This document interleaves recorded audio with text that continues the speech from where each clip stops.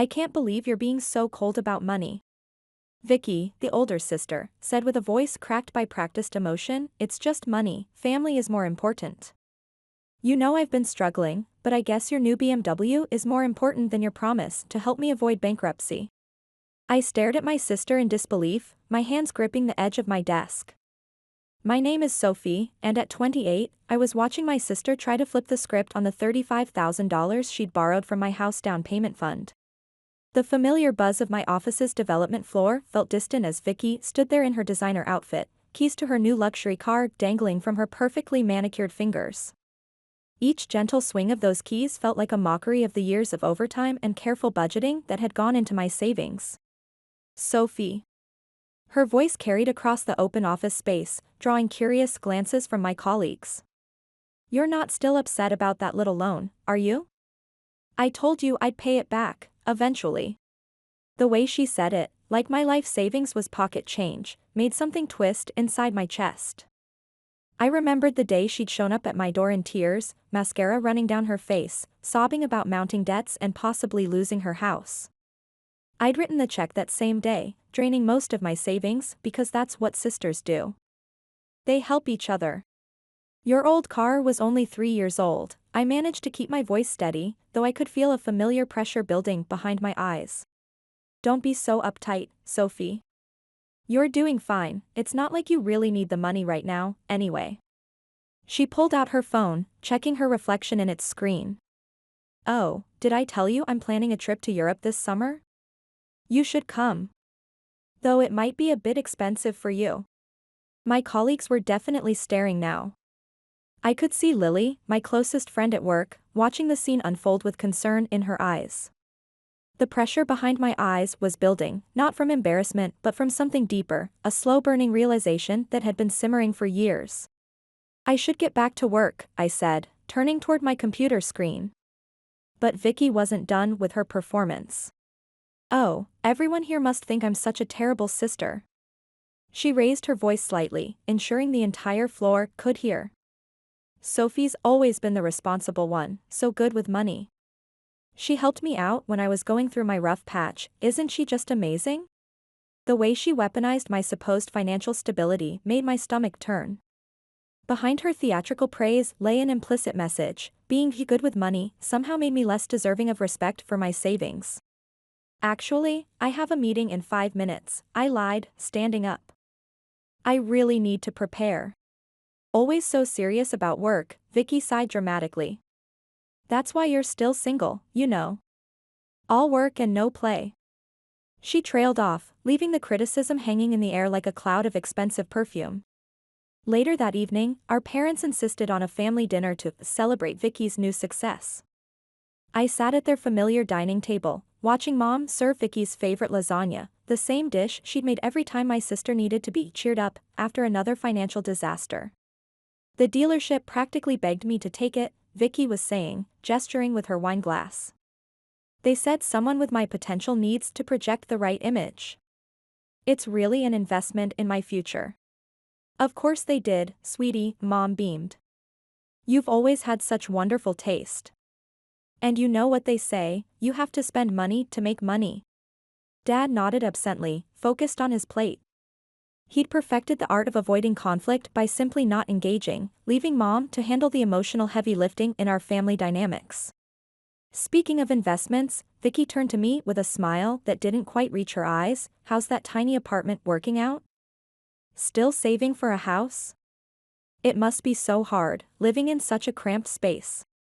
The lasagna turned to ash in my mouth. My apartment wasn't tiny, it was perfectly reasonable for a single professional. But Vicky had always had a talent for making my careful choices sound like failures. The apartment is fine, I replied, keeping my voice neutral. And yes, I'm still saving. When I buy a house, I want to do it right. Oh, don't be so rigid about everything. Vicky laughed.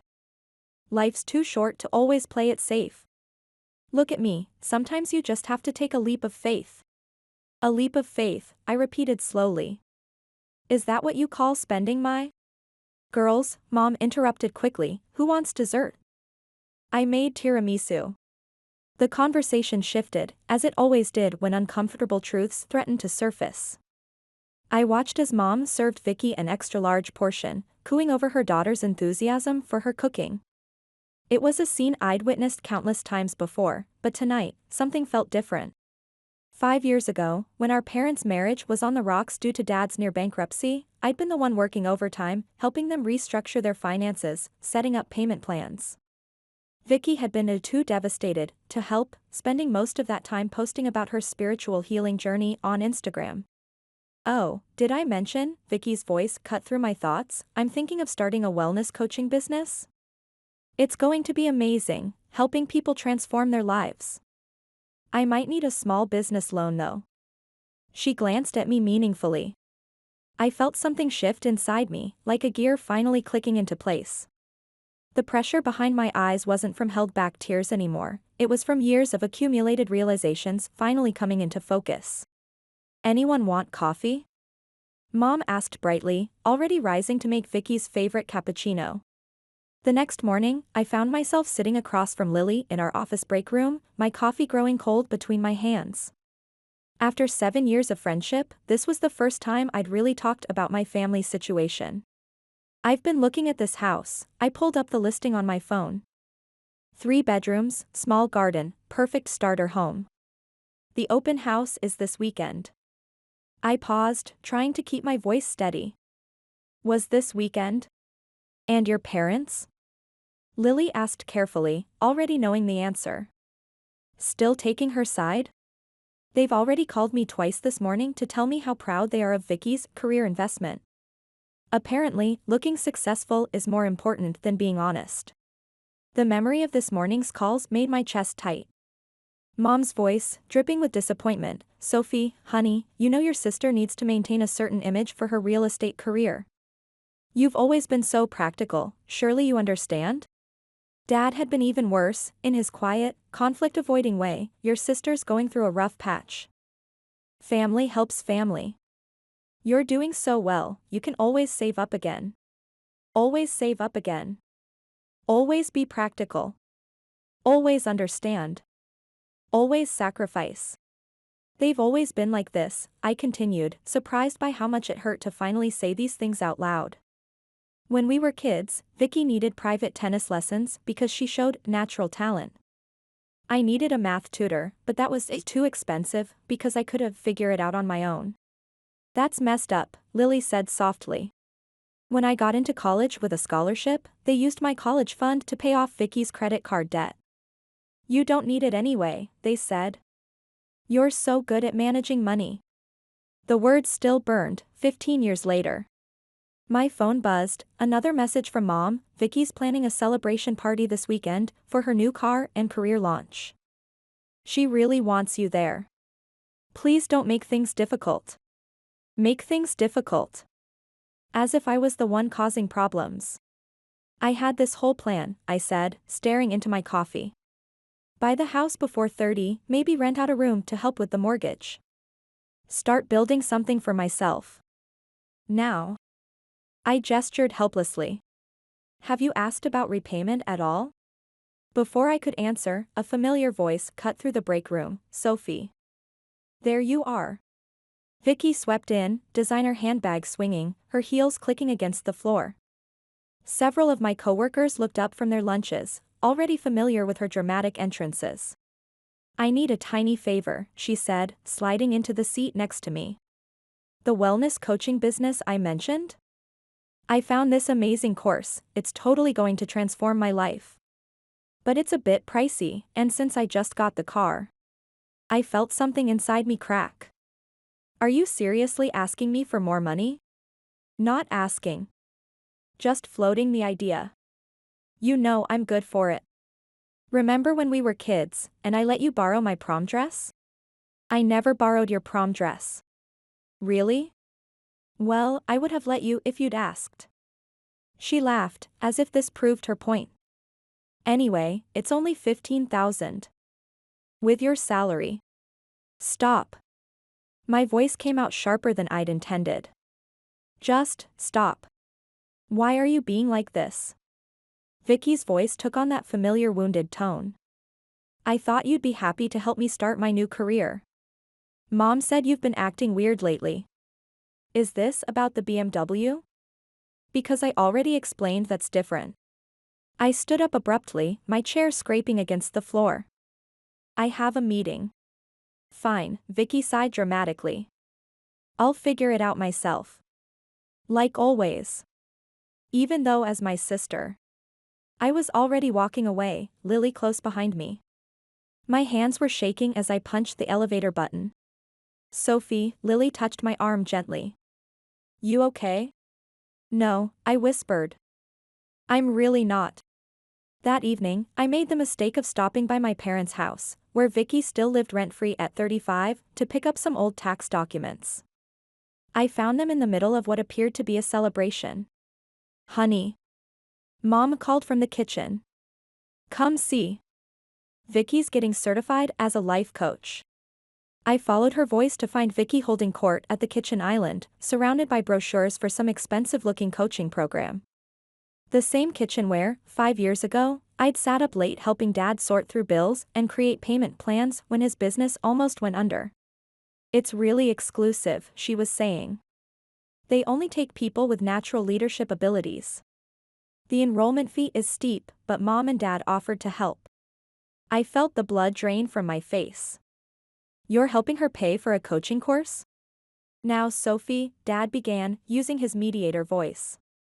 Your sister's trying to build a career. What about my career? The words burst out before I could stop them. What about my house? The money she borrowed, money you encouraged me to lend her? That's different, Mom said quickly. You're stable. You have a good job. A job I worked hard for. Years of study, internships, overtime. See? Vicky interrupted. You're so good at all that practical stuff. I'm more of a big picture person. I help people dream bigger. Dream bigger? I echoed. Is that what you call maxing out credit cards? Borrowing money you never intend to repay? Buying luxury cars while owing your sister thousands? I told you the car is an investment. Vicky's voice rose. Why are you being so materialistic? Materialistic? I felt a hysterical laugh bubble up. I live in a one-bedroom apartment. I buy my clothes on sale. I pack my lunch every day. You're the one who needs designer everything. Girls, Dad attempted to intervene. Let's not. No, I cut him off. I want to understand. Why is it okay to help Vicky with her coaching career when that money could help pay back what she owes me? Because she's following her dreams. Mom burst out. She's trying to make something of herself. And what am I doing? My voice cracked. What do you think I've been trying to do? The silence that followed was deafening. I looked at their faces, Mom's defensive anger, Dad's uncomfortable avoidance, Vicky's practiced victim expression. 5 years, 10 years, 20 years of the same patterns, playing out over and over. Sophie, Mom finally said, her voice gentle in that way that always preceded a guilt trip, you've always been our practical one. The responsible one. Why can't you be responsible now, when your sister needs you? In that moment, something crystallized inside me. Every childhood memory of being told to be the bigger person, every time I'd been expected to give up something because Vicky needed it more, every instance of being praised for my responsibility while being punished for it in the same breath, it all came into sharp, painful focus. I have to go, I said quietly. Sophie, don't be like this, Vicky called after me. We're family. Family. The word echoed in my head as I drove home, past the neighborhood where my almost house waited for someone else's down payment. Past the dealership where my sister's BMW now sat in the showcase lot. Past all the careful plans and sensible dreams I'd built, year by year, only to watch them crumble in the face of my family's expectations. When I finally reached my apartment, my tiny apartment that I'd been so proud of renting on my own, I sat in the parking lot for a long time, watching the sunset paint the sky in shades of gold and pink. The same colors as the business cards Vicky had been showing off, advertising her future career as a life transformation specialist. My phone buzzed one final time, a text from Lily, "You okay? Want to talk?" For the first time that day, I felt tears pricking at my eyes. Not from sadness or frustration, but from something else. Something that felt like recognition. Understanding. Support. I typed back a response, "Yes. I think I really need to talk." "I think I found something," Lily said, her voice tense as she showed me her laptop screen. We were sitting in my apartment, surrounded by printouts of Vicky's social media posts and business proposals. "Look at the fine print on her coaching program website." I leaned in closer, scanning the text. My heart started racing as I realized what I was seeing. Vicky hadn't just been planning to start a coaching business, she'd already been collecting deposits from potential clients. Promises of a guaranteed success and risk-free investments littered her marketing materials. All while living rent-free at our parents' house and driving a luxury car bought with my money. "This is borderline fraud," Lily pointed out. "She's taking money for services she's not qualified to provide." My hands were steady as I started documenting everything. Every false claim, every misleading promise, every dollar amount. Years of being the irresponsible one had taught me the importance of keeping receipts. Now those same skills would serve a different purpose. First, I contacted the BMW dealership. As I suspected, Vicky had used my loan as proof of income for the lease. One phone call from me about the misrepresentation of funds, and suddenly their legal department was very interested in reviewing the contract. Next came the social media campaign. I created a detailed timeline, Vicky begging for money to avoid bankruptcy, followed by luxury purchases, followed by soliciting investments for her coaching scheme. Each post meticulously archived, each contradiction highlighted. "Sophie," my mother's voice wavered over the phone. "The dealership is threatening to repossess Vicky's car. You have to tell them there's been a mistake." "No mistake, Mom. Vicky used my money she borrowed to avoid bankruptcy, to lease a luxury car she couldn't afford. That's fraud." "But she's your sister." "Yes, she is. And for once, she's going to face the consequences of her actions." The dealership wasn't the only one interested in Vicky's financial dealings. Once I reported her unauthorized use of my funds, other dominoes began to fall. Her coaching program's payment processor froze her account pending investigation. Her carefully curated social media empire began to crumble as clients came forward with complaints. "You're ruining my life." Vicky burst into my office, mascara running down her face. "How could you do this to me?" I remained seated, calm in a way I'd never been before. "No, Vicky. You did this to yourself. Every time you chose luxury over honesty. Every time you took advantage of my savings, my trust, my responsibility. Mom and Dad will never forgive you for this." "Maybe not.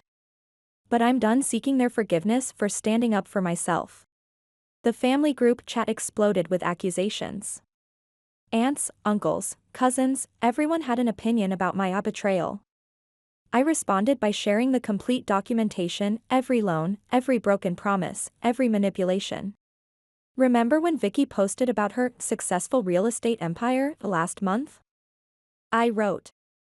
"She was living in our parents' house, unemployed, spending my house down payment on designer clothes.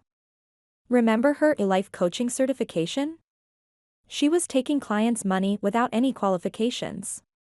Want to see the proof?" The silence that followed was deafening. Dad tried to play peacemaker one last time. "Sophie, honey, maybe we can work something out. Your mother and I could help with the repayment." "No, Dad. This isn't about the money anymore. This is about 28 years of enabling Vicky's behavior. Of teaching her that she doesn't have to be responsible because someone else will always clean up her mess. We were just trying to help her." And who was helping me? When I needed a math tutor. When my college fund went to her credit card debt. When I worked overtime to help you avoid bankruptcy while she posted spa selfies? Mom's intervention was more direct. "I can't believe you're being so cruel. After everything we've done for you. Everything you've done for me?" I laughed, and it felt like releasing years of pent-up frustration. You taught me to be responsible, then punished me for it. You praised my success, then used it as an excuse to enable Vicky's failures. Not anymore. The BMW was repossessed on a Tuesday. I watched from my office window as it was towed away, Vicky creating a scene in the parking lot. Her social media followers watched too. She'd gone live to play the victim, but the comments weren't as sympathetic as she'd expected. Isn't this the same car you bought right after borrowing money from your sister? Wait, you were collecting coaching fees without certification? So you used someone else's money to lease a luxury car while living with your parents? The carefully constructed image she'd built began to unravel. Her exclusive coaching program clients demanded refunds.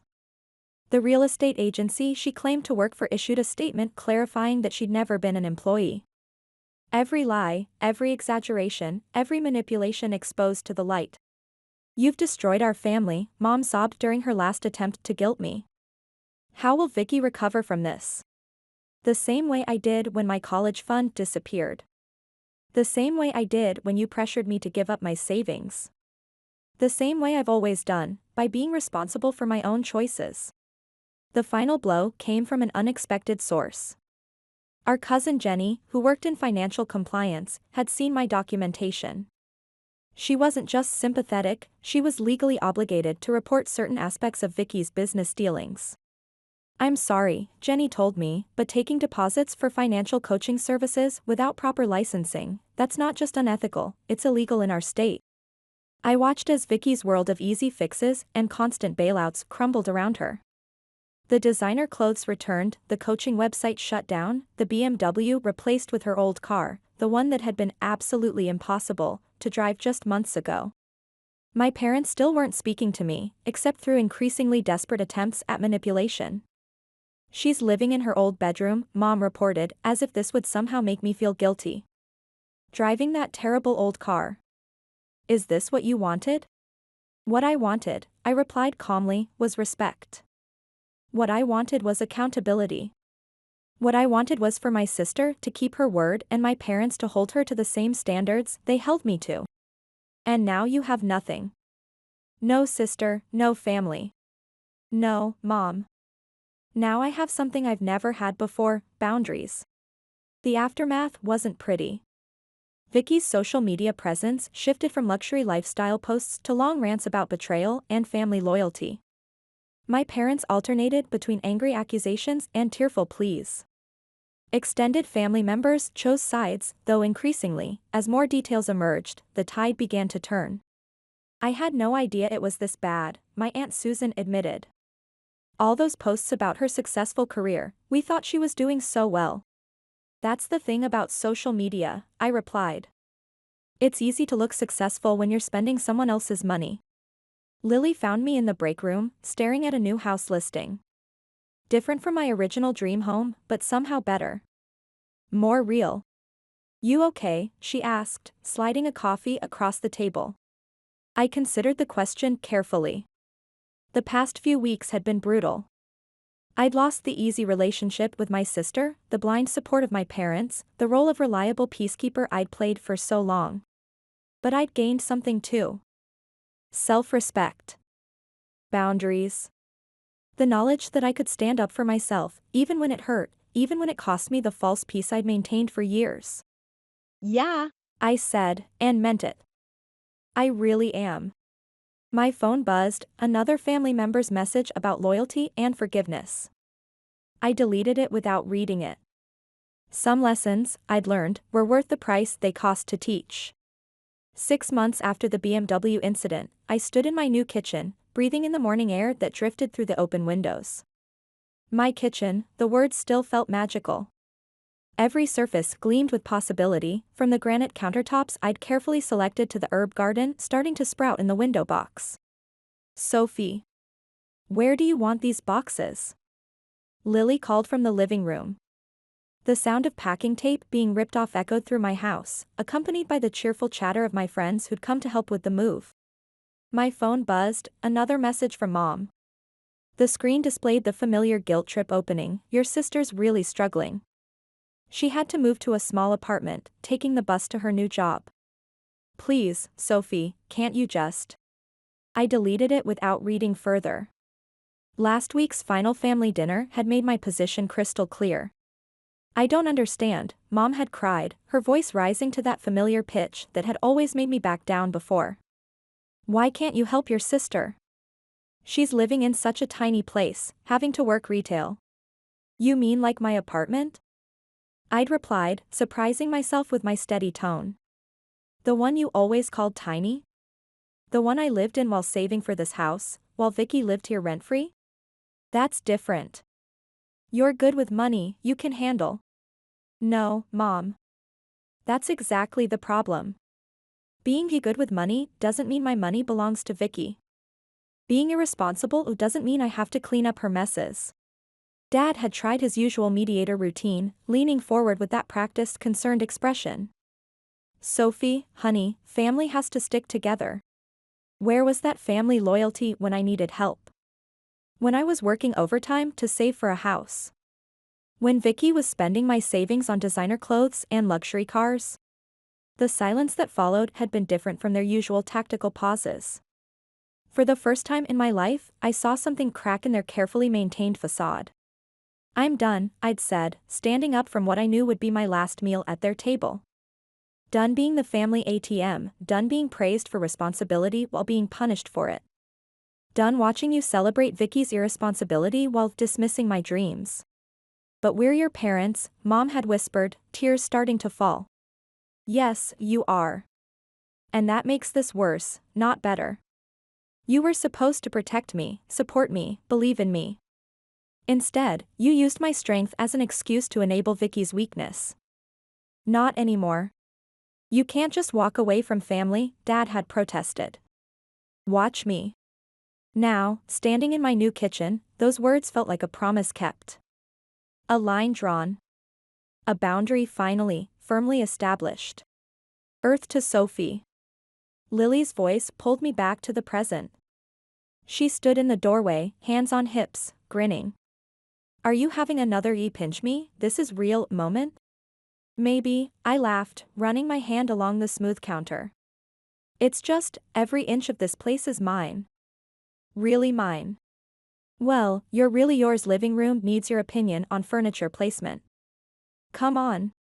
I followed her into the spacious living room, where my friends had created organized chaos. Moving boxes lined the walls, each labeled in my precise handwriting, another habit Mom had always criticized as obsessive. The afternoon sun streamed through the bay windows, illuminating the hardwood floors I'd fallen in love with during the house viewing. My reading chair, a splurge from my favorite vintage store, already sat in the perfect corner, waiting for quiet evenings with a good book. I'm thinking the sofa here, Lily gestured, facing the windows. Then your TV stand along that wall, bookshelves flanking it. Perfect, I nodded, already seeing it come together. We worked through the afternoon, unpacking boxes, arranging furniture, creating my home piece by piece. Every decision was mine. Every choice reflected my taste, my preferences, my life.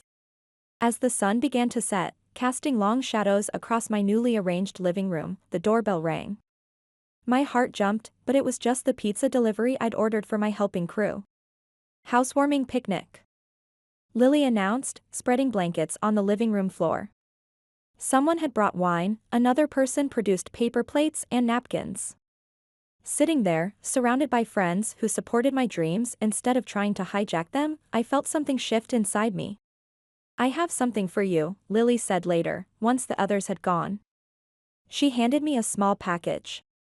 Inside was a beautiful brass door knocker, engraved with my new address and the words, built with courage, filled with peace. For your new beginning, she smiled. Tears pricked at my eyes, but they weren't the familiar tears of frustration and hurt I'd grown up with. They were tears of recognition, of being seen and valued for exactly who I was. 1 month after moving in, I hosted my first proper dinner party. Friends from work, neighbors I'd connected with, my Aunt Susan, the only family member who'd stood by me through everything. The house filled with genuine laughter, honest conversation, and real warmth. To new beginnings, Lily toasted, raising her glass. And to true family, Aunt Susan added, her eyes shining with pride. The kind we choose. Looking around my dining room table, at these faces full of real love and support, I felt the last pieces click into place. The weight of being the responsible one, the reliable one, the family ATM, it had lifted entirely. In its place was something lighter, brighter, truer. My phone buzzed one last time, another blocked number, another attempt from my parents to regain control. I deleted it without a second thought and then, finally, blocked their numbers completely. Some doors needed to stay firmly closed. The latest family gossip, filtered through Aunt Susan, was that Vicky had started taking financial management classes, required by her new job. Mom and Dad were struggling to adjust to their golden child living a normal life of budgets and bus passes.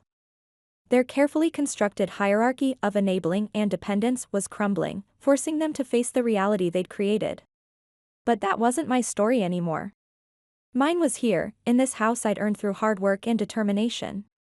In these rooms filled with choices I'd made for myself. In these relationships built on mutual respect rather than obligation and guilt. The next morning, I woke up early to enjoy my favorite part of the day.